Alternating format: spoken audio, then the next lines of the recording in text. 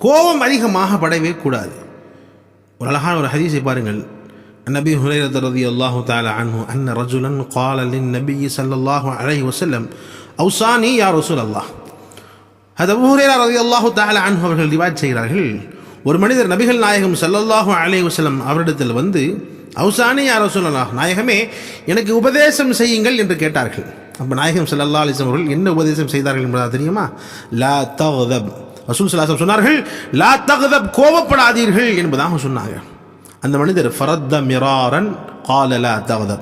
அந்த மனிதர் மீண்டும் மீண்டும் கேட்டார், நாயகமே இன்னும் ஏதாவது உபதேசம் செய்யுங்க, இன்னும் ஏதாவது உபதேசம் செய்யுங்கள் என்பதாக மீண்டும் மீண்டும் கேட்ட பிறகும் நாயகம் ஸல்லல்லாஹு அலைஹி வஸல்லம் அவர்கள் அந்த மனிதரை பார்த்து செய்த ஒரே உபதேசம் லா தக்தப், கோபப்படாதீர்கள் என்பதாக சொன்னாங்க.